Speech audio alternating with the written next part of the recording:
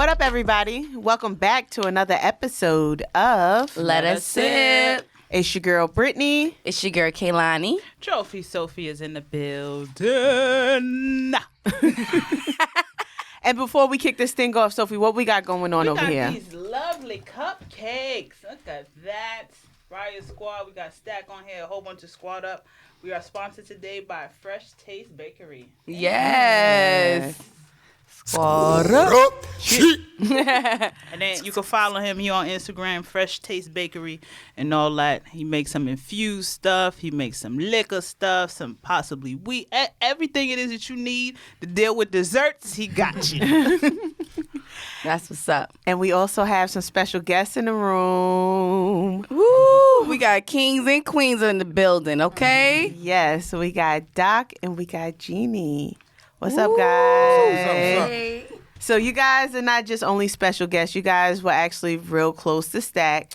What we're doing this month is a token of appreciation for Stack. Like, he put Farrakh on. Right. So it's only right that we spread love and show love. And we wanted to get some people in who actually knew Stack. I know, Doc, you said you've watched some of our shows. So we had some people on before. But since this is his birthday, we wanted to get some real insight on Stack.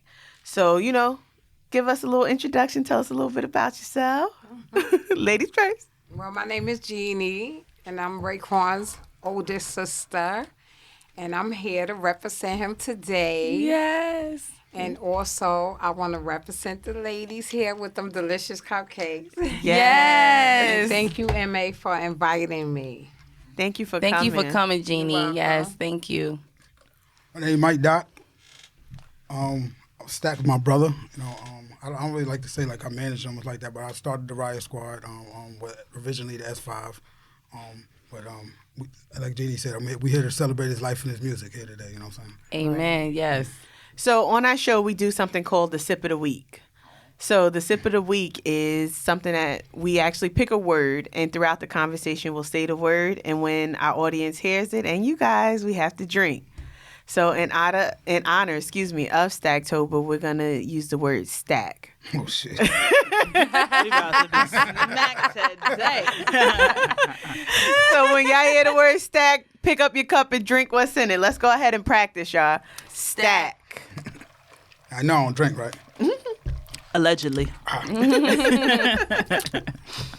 So what we also like to do for our guests is we like to do a little icebreaker, to warm the room up a little bit, get you guys comfortable. So we're going to play a game called I'm Curious to Know. So it's random things, all right? Mm-hmm. So first question. I'm curious to know, is cheating a deal breaker in a relationship? Well, ladies first. Yeah, it's bad. Is it a deal breaker for you, or you think that y'all could possibly work things through? It depends. It's so funny we having this conversation with us. That's to me, because I remember what you know what I'm talking about. Whoa! Stack. Yeah. Stack. Let's go ahead and start there. Look, they got us starting early, y'all. Wait a minute. So is it a negotiation? I want to see what she's going to say first. Nah. No. No what? It's a deal breaker? It's a deal breaker. What about you, Doc? Is it a deal breaker for you? Like, is cheating just your last straw? Well, I think cheating is different levels of cheating. Like me personally, I think texting is cheating. You know what I'm saying? I'm talking on the phone with other people. So it's different levels of cheating. You know what I mean? And obviously, when it's at the sexual part of cheating. So I don't necessarily think it's a deal breaker. It depends on the level of it. You know what I'm saying? The level of it. Yeah. Okay. I feel that too, because I feel like when especially if you're in a long-term relationship, certain things can be worked out, but whoever the cheater is, y'all got a lot of homework to do. You got a lot of kissing ass to do, and you got a lot to do to get back in our good graces. So You can work it out. I agree. I think it's more how it is handled. You know what I mean? Like, what was you doing with that outside person? Mm-hmm. Was you tricking on her? Did she meet the family? Shit like that be deal breakers know for me? me. Mm-hmm. And she know my moves? Do she know everything about you? Like, if me and her clash heads, like when you do what great grandma said, what you do in the dark will always come to the light, it's gonna happen. So is she gonna have the drop on me? Like, is she gonna be able to tell me, bitch, you get off work at 3:00 and you get food stamps? Like, this is all coming from you. Right. But you pillow talking? Right. So stuff like that for me per se is what the deal breaker for me be. So my next question, I am curious to know, since the world has changed and a lot of people are adopting the polygamy thing in life. So they're having a lot of relationships. Going down there in Virginia? I shall everywhere. Down with it. You'd be surprised. Everywhere. Do y'all believe that a healthy, open relationship is possible? Yeah. Okay. So Okay, Geanie. I do. what about you, Sophie? What you think? She over there looking like, I'm killing everybody. As long as all parties are truthful and you don't try and do no sneaky stuff, like the truth of it all. Like, don't say, it's gonna be open and then we jump in a bitch like checkers and then you go on a date with her without me. Whoa, what's going on here now? Like, we said this is a 3-way. How this became a 2-way, now you having your fun without her, you wouldn't want me to do such a thing. That'd be the main problem. But I think even with, I think like everything in life is always levels to it. So like what you speaking upon is being, you see that a lot, especially with the younger generation. Honestly, it amazed me. But you sound like my husband. Everything is levels. It's always levels. Because everything got levels. I think when you don't I hate people that blanket things. Mm-hmm. It's not no blanket answer to nothing in life. It's always levels of that. And so when we talk about pornography, and that you got Muslims, the special Islam, they got 4 or 5 wives. So they work. They've been working in their society for hundreds of years. You know what I'm saying? But it's about what you're saying. Are you open? Are you honest with everybody? Is everybody in agreement? Is it an even playing field? And one of the big, like I got Muslim friends, they got wives, and they said the main thing is you making sure you treat each and every one of those wives equally. You know, and so as long as everybody's on the same page like that, then and that's a you gotta have big that long money for that. Right, you gotta have fucking expensive. but it's bigger than just the money part of it. It's like the love. You feel what I'm saying? And even it's like people that have one child and you have 12, or 12 of them getting the same love if it is that you, and attention if it is you had one child. So it's bigger than just the money. Like for all of us, for the most part, if you have one bitch, you're gonna give all your time. Once you start putting mathematically, the time is gonna cut down. You only got 24 hours. That's it. So it's not about anything else. Mathematically, you can't give that person all the time it is once it is that other people are in the equation. That's just it. Right. So my last question, I'm curious to know, have you ever been financially stuck in a relationship? Yes. Want to share? Want to share some insight on that?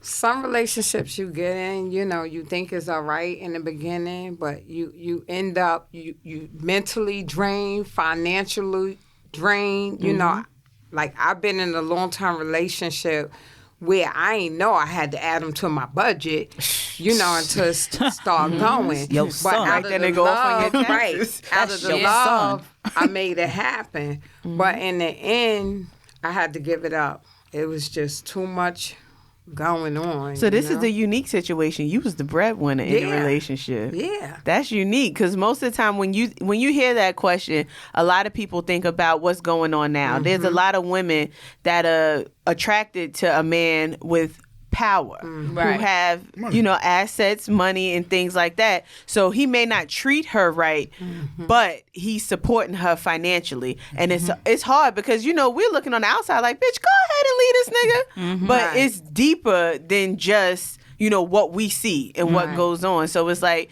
a lot of men, they tend to take women from rags to riches. And then now you're used to this lifestyle. So you're like, nah, I'm not going to give that up just yet. But that was interesting because, Well, I think it's interesting because almost like you said, you played the money getter, though. So how would you stuck, though? Like when you had the power to leave or kick the person out, like I don't understand how you were stuck. The love had you stuck. You wasn't financially stuck. I wasn't financially stuck because it ain't nothing that gonna take me all the way and tear down my empire that I built. Right. I have a limit. Yeah. You know what I'm saying? Every woman has a limit to her I have love. a limit. I watch that bank account.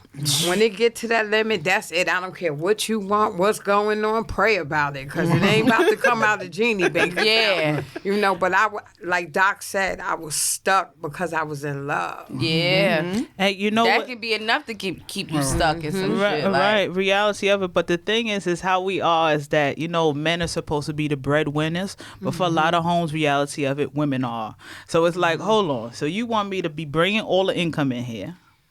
You want me to run your bath?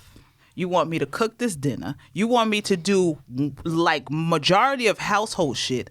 Meanwhile, it is you're coming into the thing. You're just like, I'm here. I'm bringing it. Or even if it is like you left out the part of all the kinky things. I gotta lick your nipples and your nuts. Yeah. And you still want me to pay for everything? Right. No. Yes. I done been up since 5 a.m. and I still gotta suck some dick by 10 at night. I'm asleep. I'm asleep. But a lot of before you go, a lot of relationships when they say that you're stuck, it's like majority of relationships. That's the reality of it. Like, can you live in a 1-bedroom apartment paying $2,000? You here in New York City, $2,000-$3,000? You can't.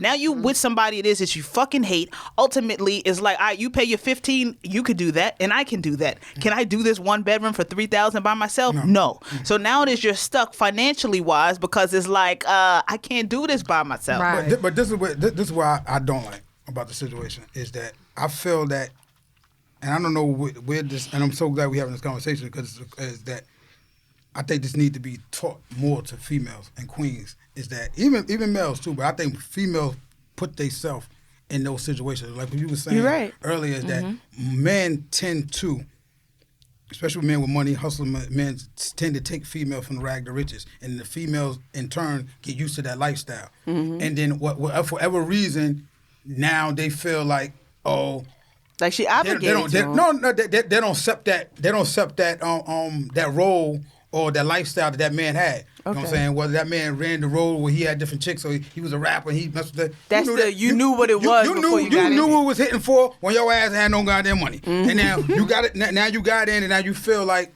you supposed to get more. You entitled to that, like you didn't know what it was hitting for. And then you feel like, so you staying for the money. So my question to a female like that is, and take me back to Mary J. Blige, are you gonna love, or do you love yourself more than the money? So you putting value on your life, your safety, and your what's going on your actual happiness. Because that's the truth. We can walk around New York City to female shelters all day long and see females in there that lie and make up say, "Oh, man abusing me," the man what's it called, just to get into these shelters. When the man didn't do shit to your ass. You just looking for a financial way to get the hell out. You didn't like that shit, right?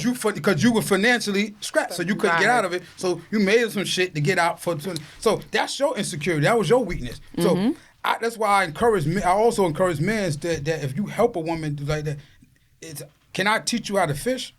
Or I'd rather teach you how to fish than cook your fish dinner. Exactly. You know yes. So build a woman up, build your queen up to where she's able to be able to, if we do decide to say, you know what, she can afford that $3,000 rent on her own. You know what I'm saying? So I know I'm at a point in my life that I'm not looking for that no more. Like she got to come to that table with some eagle. You want her to have fish too, right? But the thing, because at the end of the day, is because that's a strong relationship. Because if you look at the statistics and numbers of divorce and breakup, it always tend to boil down to financial problems. Yeah, and people don't fight no more. People don't fight. They play the law. They play all type of shit. The whole video of basically a lady who's in court. She was like, "I don't work, but I take care of his child." Right. So I should be entitled to half of his earnings because I don't work. So the judge is basically saying, well, it seems like you need to get a job. That's what I was You know, like it seems like you need a job. And she's like, but he got a bonus. But what if he dies? There's no more bonuses, sis. Yes. What you gonna do? So she was like, I don't have bills. I live in my mother's house. Bitch, you So the judge said, definitely well, need to it work. definitely seems like he's not giving you anything more. And you are mandated to get a damn job. Right. Because a lot of women, they would just like, okay, but I put my whole life to the side. I raised That was your these choice. 5 That was your choice. children Right. and everything. Some men But you force didn't. them. Some Yeah, men- there's some men but out you there do that. fucked up by letting him Them make do that it choice for you. Exactly. right. Because now you looking back 15, 20 Years years like, later. damn, I didn't live to my full potential, but he did. He did. But that's the thing. It's like if it is that you really love someone, you should want to level them up, Exactly. regardless if y'all even on the same Same thing. It's like about what it is and Growing. it, all across the board. Like you listen, bitch, your lace front ain't right. Okay, let's That's tighten it. that shit up. Okay, then, like you need like if you love somebody, you have to have those conversations. Like, listen, bitch, the way your nails is done, it's too ratchet for me. Right. Like have those conversations so you can make that person what it is that you need to, because you're gonna be out there looking for bitches that lace front is lit. So before you do that, actually had a conversation but Some people if can't it take is that that you, personally. and, but I They do can't that take that every time it personally. is that I date. I say if it's just human nature, whatever we was doing day 1, we're not doing day 357. That goes for work. That goes for everything. You in work Right. first day, you're like, the next day you like, them niggas ain't gonna see me. But do the same thing for related. Give that person the opportunity to step it up. If they don't, and you bust a move on them, then that's that. You live actually with gave that. them the opportunity. But Right. if you didn't and you just bust a move, that's what's corny to me. Right. But I also agree. think I was corny with females that do it. Then you stay financially. What I'm saying, you stay financially, and dependent on the male, knowing that you hate the person, and then you come up or you found somewhere the fake grass is green on the side, and then you leave. Where you knew you was. Then I think you should love yourself and leave regardless. Like, look, I'm not staying. I'm unhappy. I'm gonna leave regardless of the financial Fucked up or situation. not, Whether yeah. I got to stay The in the studio grass apartment. It's never greener on the other No. side. It It's depends where on you who water it. Exactly. Yeah, That's it's it. only where you That's water it. Definitely. So on that note, we're gonna go take a drink, guys. Stacks. That. Stack. Yeah. So, look at- Like, yes. so I wanted to get into like the early years of Stack's life, and you refer to him as Raekwon because that's who you this who you raised a little Right. bit. So give us a little bit of backstory. What was it like, little Stack? Raekwon always had so much energy. So it was like he never shut up. Like the whole house would pay homage because Raekwon just wouldn't stop going. He had a lot of energy. He was always funny about his things. Like I would wash his clothes. When I get to his room, he stopped me at the door like, you can leave it right here. And I'm like, boy, don't nobody want to search through your stuff. I don't wash your stuff and fold it, But that was just his ways, But he was always easy to get along with. But sometimes he was very argumentative. Very argumentative. He, I'm going to tell you, his favorite toy was G.I. Joe. I never want to see them men no more. He had like 1,000 of them. They was everywhere. I went in labor. G.I. Joe was in my bag with me. Everything. And I'm like, get them little green men out of here, please. He was into his toys. He was never into music. Never into music. So it surprised us, when he turned it over to this rap stuff. He was into dancing. So he was into dancing. Right. He was always into dressing up. Making like the hallway was his runway, The long hallway. Yeah, the long hallway, The long yeah. hallway was the runway for him. So Papa started him out modeling first. It was him, Mac, and this other guy. I think his name was Steven. Their first show was at trade school up in Inwood, and we went and everything. They modeled Roughwear. His godfather Dennis owned Roughwear, and they modeled that. Nice. And then him, M.A., Space, Terra, Brody, Mac, they start dancing. So that went on through his teenage, stage. And then all of a sudden, one day, Cole was downstairs rapping in front of 1270. And Raekwon was in the window, and he was like, I gotta go. There's Caution. I'm like, who the hell is Caution? Who named their child Caution? But then when he came back upstairs, I said, did Caution do his thing? He said, yeah. I said, that's what y'all call him? Or his mother named him that? He said, no, that's his real name, but we call him Cord 2Gs. I said, that's even worse. But he would always stand there and observe. He would stand in that cipher and observe. And from there, he just started writing in the house.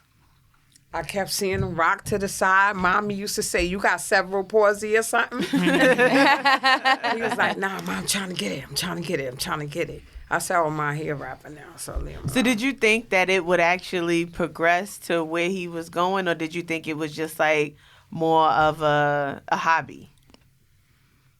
No, I seen it progress. To where he was going. I seen it. Mm-hmm. And then his first trip was with Lupe Fiasco. He came in and he talked to Papa and Mommy. I said, don't let him go. You don't know these people. I said, what is he into? And I said, don't let him go like that. Find out who these people is first. And Papa and Mommy was like, we talked to Lupe. I said, it don't matter. Get him right here. Mm-hmm. Let us all talk to him. Because you talking about this boy going away now. And it was far. It was like far. Like, in the Midwest. He's but they worked it out. Yeah, and he went. He stayed. That was his first phone. He ran up the bill to $2,000. And Mommy named it was a Verizon phone. He was like, Mom, when I get on, I'm going to pay you. She said, that's all right because you ain't know. This your first phone. From there, he just took off. Then he connected with Joe Buttons. Mm-hmm. So did y'all just kind of give him the space to be creative, to see, like, where it would go? Yeah. Like, we got you no matter what. Just try it out. Only thing Mommy said to him was, try to get around the profanity. Aww. He told her, he said, Ma, I got you, but right now I'm hungry. Mm-hmm. I need to get it. Mm-hmm. So did she ever hear like any of his songs? Yeah. The first song that we heard was Fifth Ave Glamour Girl. Mm-hmm. Yeah. And then Bundle Up. Mm-hmm. Forbidden War. Okay. I believe that was like the first CD, right? What was the first thoughts that came to you or like your mom's mind, like when y'all heard his music, like my baby about to make it, or like was it shocking? I felt that way. I felt that way because he was like also into Bones, Thugs, and Harmony. Mm-hmm. He used to play that song every day, all day.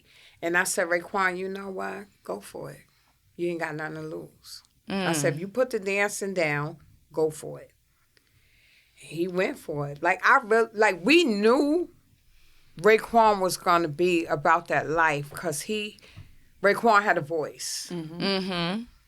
It wasn't no shutting up. He was influential too. Anything he did, he believed in. He believed nobody can stop me. If God wasn't stopping me, I'm going all the way with this. Mm-hmm. That was he had faith. Yeah, he had faith. He had faith at a very young age. That's wonderful. Especially like then, a lot of parents, especially what rap has become, and we saw it back then, but a lot of parents are just they push more, go to school, do this, do that, and that's really dope that y'all actually saw that was something that he was really interested in, and y'all gave him free reign to actually develop his talent and see where it could lead him. Because a lot of parents, it's something as small as like college. Right. Like your parents push you to go to college all the time. You ain't doing nothing. Yeah. School is free. Right. And then when it's time to sign up, they don't know shit about shit because they haven't even gotten to that point. Right. So I think that's really dope of y'all, especially you not knowing, and like your mom talk about profanity and stuff. Who knows where this would take you? Now we're looking at billionaires that, people who started off as rappers and stuff like that, now they're billionaires. So just imagine where he would have been, if he had that time to grow. Right. That's why I said he was influential. That's why it's like people that didn't know Stack, they'd be like, yeah, he dressing like this. Y'all don't know him. Because if you know him, he's the one that did it, and they're emulating him. First time I just seen the light-skinned nigga, hair just flying in the wind. coming With out the loud voice, right? coming out of Redfern. I'm like, who is this person? His hair's just flying in the wind. He's just like, who gotta watch his hair just go? So it's like, what people don't understand is like, yeah, you know, with him hooking up with Jim and all this stuff and how Jim style, they're like, yeah, he looking like a Harlem. No, he wasn't looking like them. Right. They were looking like him. Yeah. Y'all just That's didn't a know big that. difference. Raekwon, the first one, had a coat, right, M.A., with a straw in it. It held hot beverage and cold beverage. Stop playing with him. Then, right, M.A., then he had the book bag. Wow. See, the funny thing is, I heard Stack name, you know, being that I was from Rockaway. Right. But I never seen him. I said this He's like before on around. another show. I'm like, he was a phantom to me. And I knew Frank from our families being close. And I was a little girl. So I was around him since we were kids. Right. And like, we went ice skating together. Never knew that was Stack. For real? Whole time. Wow. Yep, we went with Trisha and everybody. We were all had a great time that Wow.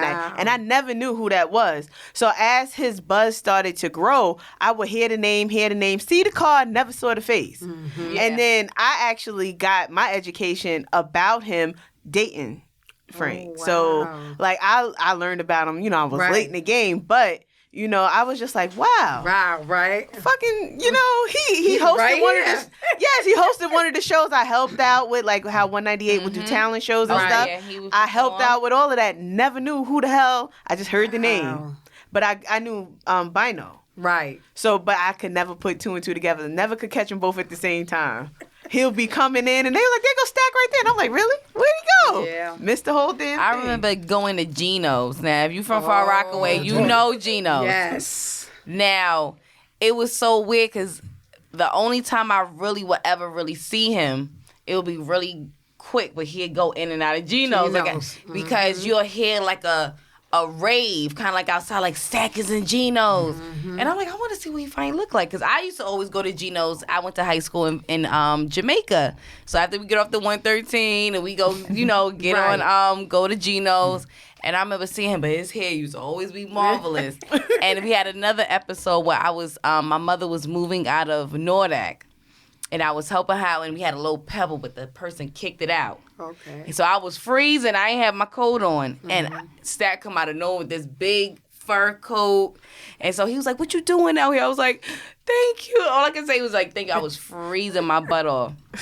But he was like, "You good?" He was like, "Nah, it's no problem." And then that was it. But he was like a phantom. It was like, yo, he saved my life. Like, yes, that's what's up, though. So, Doc, how did you start managing Stack? Like, how did y'all first meet? First time I ever spoke to Stack was on the phone. Me and Core is from the same block on Gateway.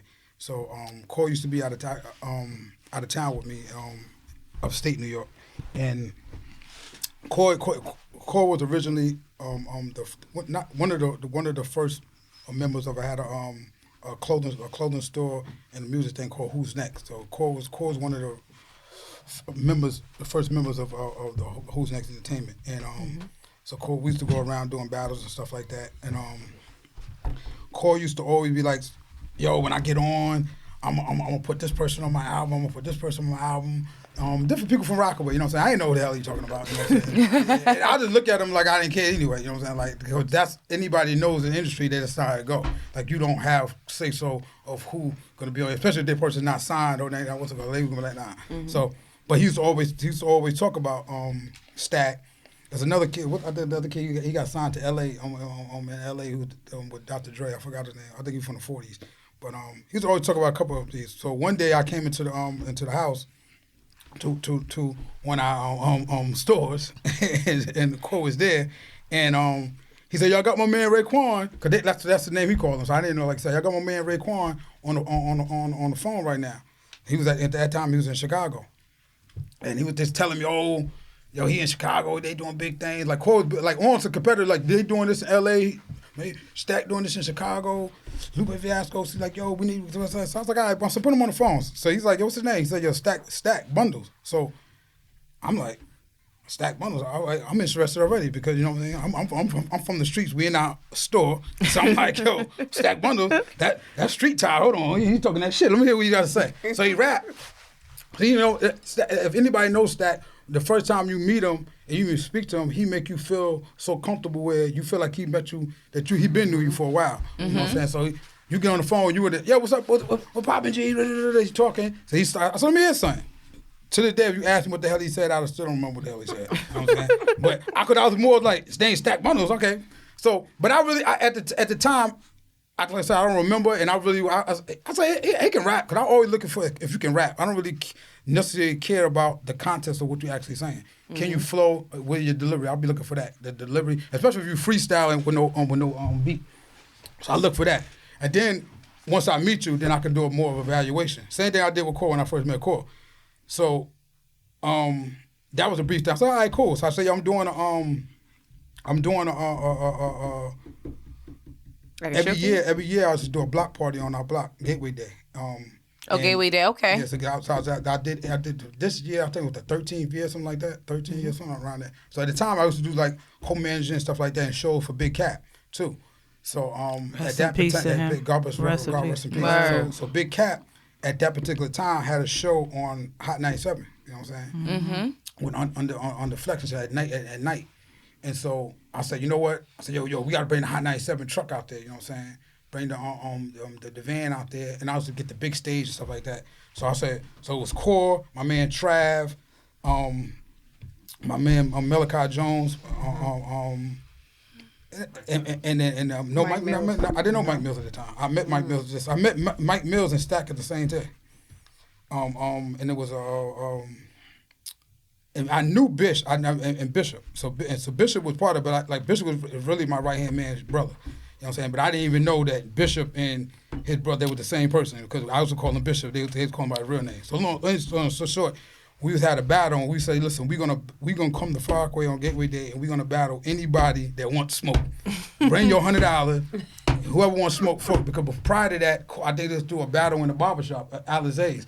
And so Cole was getting the battle. So I was to hear about it. Edgeman niggas coming in with this tough shit. So I said, all right, come to Gateway Day, come with your money. I don't want to hear none of that shit. Come with your money, act up, come with your money. Let's see who really done that. I knew nobody was beating Core nowhere. You know what I'm saying? Nobody freestyle with nobody fucking with Core, right?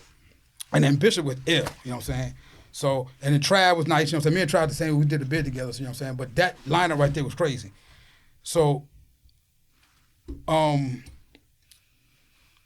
I was on the phone with Stack, he was like, yo, I'm gonna come through, I'm coming back. So I think he turned, at that particular time, I'm telling you, I don't know this actually as I'm talking to him, but I learned later on that I think he turned 18. Mm-hmm. So when he turned 18, Lupe had known about Big Chill, because everybody keeps saying Lupe, but it's really Big Chill. Lupe didn't own the company, so it's Big Chill, which is the owner of the First and 15th, try to get him to sign the contract on his actual birthday. And Ray C was like, we're not going for that. But Stack himself wasn't going for that. So that's why he came back to New York.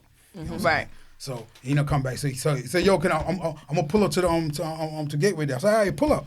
Now, I never seen him in my day in my life. This is why I laugh when y'all tell the story. It's so crazy when y'all tell the story with this hair shit. So I never seen him, right? I never like, you gotta think about it. We talking about flip phone eras, you know what I'm saying? Like, right, and you gotta make phone calls after 7 o'clock free. You know what I'm saying? Yes. That's why when you said that bill was 2,000, that's how it was. It wasn't unlimited.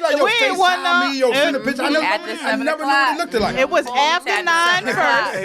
And that was only spring. First of all, if Sprint kicked it off because it was just all day long they was charging you. Yeah. Then it became after 9. Then it became after 7. And now here it is, and we all were unlimited. Right. So we worked for that. No phones. I never knew what he looked like. So anyway, when we end up doing the battle, a dude brung Bino through. You know what I'm saying? I'm not gonna mention the name, but everybody knows the history. So Hamill's dudes came through, Edgeman dudes came through. So Bino came with DJ. I'm gonna call him DJ, and Mike Mills. Mike Mills didn't even get into the battle, but anyway. So this light skinned dude comes to the park, and as we battling. And he got Pocahontas braids and bumblebee glasses on. He just bopping. Right? He walking towards me and Core like that towards the ladder and shit. So Core's like, I see everybody brighten up like, oh shit, it's him. So he got me and shit like that. Yo, this is Stack. The Stack Bundles. I'm looking like that. I said, who the fuck this nigga think he is? This nigga, boy, he got Pocahontas braids and Bumblebee glasses. So I'm looking, I'm like, oh wow, all right. I mean, now I said, well, let's put that drug dealer shit out the window. Cause I'm thinking Stack Bundles. He gonna talk about some like the dope. You know what I'm saying? I'm gonna talk about bundles. So nah, that ain't damage right there. I don't know what he about to do. It's like an R&B singer or some shit like that. I throw that goddamn out the window. Dead ass. So he didn't want to battle. He had so tremendous respect for Core. He like, I ain't getting in the battle. Like, everybody was scared of Core. Anyway, Core ended up winning. Bino ended up destroying one of my other artists, right? I remember the round I let bullet pepper seed off your chest. I was like, oh God, Jesus, get this nigga. Right? So I said, and so Bino, so back to Stacks. We would be sipping right. Yes, so you done said it a few times. Yeah. Come So on. Stack, he asked me, can I get on the stage? I said, yeah. I said, yo, you can perform. You know what I'm saying? So he got on the stage, and this is when I knew this nigga was the truth. Like it's 2 times and 2 times to my time with him, then I knew he was the truth. This is my first one. Now, nobody know this dude, right? So he gets on the stage, like I don't know who he is, like and like everybody in the park like didn't know who he was, and he wasn't planning to perform that day. He gets on the stage. Whatever and this is to think about it. Like back then, he had to have came with a CD ready, queued up. You know what I'm saying? Like, this is that era. You know what I'm saying? So he already had in his mind this is what he was gonna do anyway, regardless what I was gonna say or not. He was coming to perform. So he gets. I guess he do what he do. The DJs. He gets on the stage. I'm watching. I'm in the crowd. I'm watching him. He said, "Far Rock, scream at me." I said, ah! I said, look at this nigga here. What the fuck you think he is? And they really screamed at him. To this day, I don't know what the fuck he sung. I said, he got it. But you couldn't get over the hair and the glasses? That's what. No, the hair and the glasses was all right. Like, but the fact that how he impacted the crowd. The fact that you can, first of all, nobody even know he was performing. I don't think that many people even knew who he was, right? Mm-hmm. He got on there with that much confidence and swag to get on that stage and said, Far Rock, scream at me, and put the mic out, and they said, ah! Mm-hmm. That's a start. I know. That's it. But But hold up. Hey, Core, get that nigga on what's the call it, right? I said, yeah. So then later on, we was doing a show in Brooklyn at Ralph McDaniel's on at Evans Ralph College. McDaniel's. And so let's take it back. So Core, Video music. I said when we go to Brooklyn, we gotta go Far Rock deep. We Far Rock niggas, right? We gonna be in Brooklyn in a war zone, right?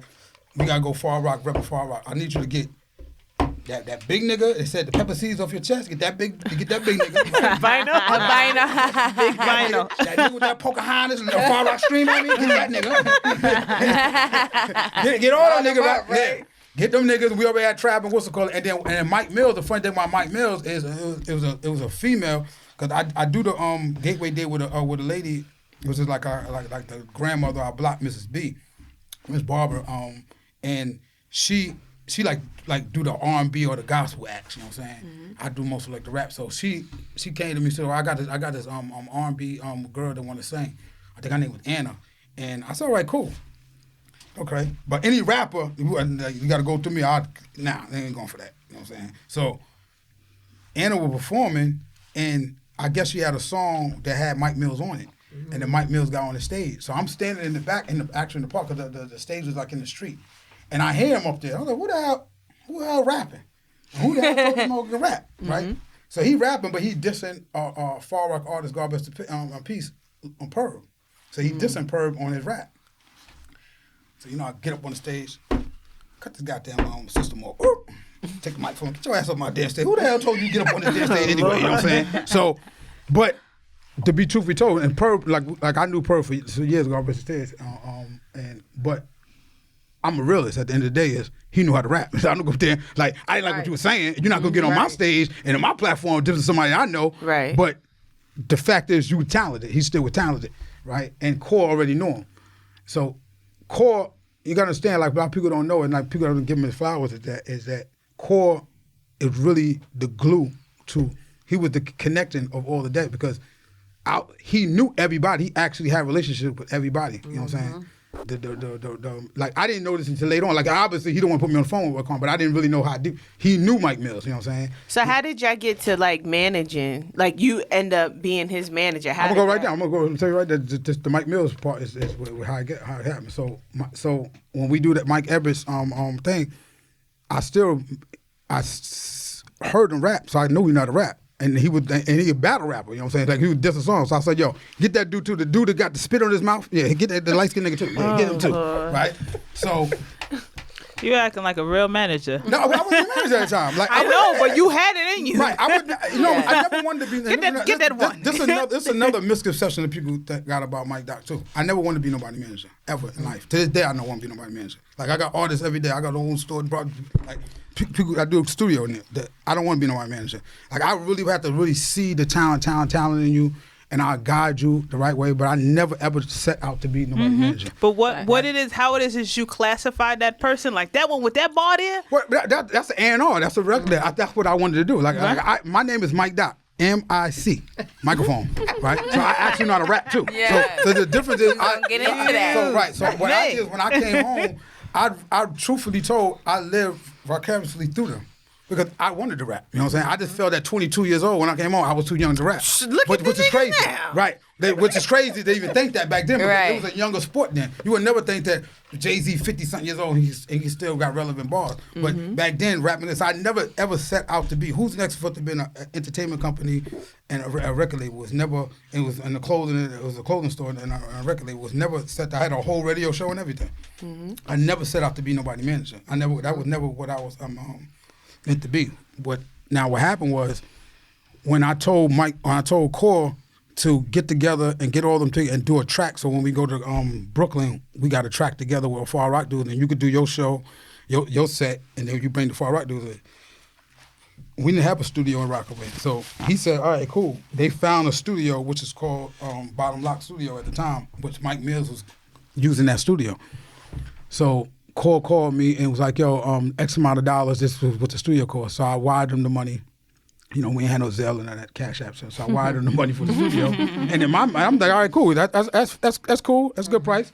I wired them the money. They do the tracks. They send me the track. I listen to the track. Fire. They did 2 tracks, Far Rock City and listen to Welcome to Far Rock City and another one. The first tracks that the Riot at the time was S5. It wasn't even no group. Like we ain't had no group, nothing. It wasn't S5 with nothing. They just did a thing for Core, right? So they did the 2 tracks. We ended up doing the show in Brooklyn, which came out crazy. Me and Mike Ralph McDaniels ended up tussling on the stage and shit like that. You know what I'm saying? So it got crazy because they tried to. There was just so much going on. Like everybody, Dougie Fresh, everybody, the Locks, and everybody was taking up too much time and shit like that. And they were playing with us, but everybody came out. Edgeman niggas, Edgeman. We came deep and hungry. Like Edgeman niggas came with us. Hamels niggas came. We were deep as hell. You know what I'm saying? And we just wanted to get on. We was hungry niggas trying to get on. So after that, we ended up going to Bayswater Park and to our block party, and we were just sitting there, you know what I'm saying? And by that time, people heard about it. I used to ride around Far Rockaway, and we used to jump out on people. Mm-hmm. Get them. Get them. Like battle. Kids don't know now. And get them. And I had a dog. They pit bulls, get them. Like we were ready. And so when people used to see us and come in the place, oh, here got these niggas right here. They ready. We were waiting. Anybody, I don't give a fuck where you at. We battle. We gonna chew your mic up, bend your mic up, right? And so when we there, we standing in the DJ booth, and I didn't know these guys. I heard the song. that they recorded in the other day for a couple weeks ago to the thing, and I heard DJ Clue. How the fuck they get? First of all, how they get that song, and then how the fuck Clue get it and do a drop on it? So I'm like, so how y'all get that song? So he's like, oh, they recorded it in our studio. Da, da, da. So I said, because they recorded in your studio, what the fuck made that? How you get to keep the song? So long story short, they thought, well, this ain't the time to play. Yo, come to the studio later on. Boom, we end up talking. So we end up going back to talk. Find out, Mr. Core 2Gs and Mike Mills, Mr. Get High on the weed shit, right? They never gave the goddamn people the money. They took the money and smoked it, right? Dang. Yeah. To be true, they took the money that I sent and never paid the studio because Mike Mills was going to that studio regardless because those dudes was those dudes Stat. Those dudes was managing Mike Mills.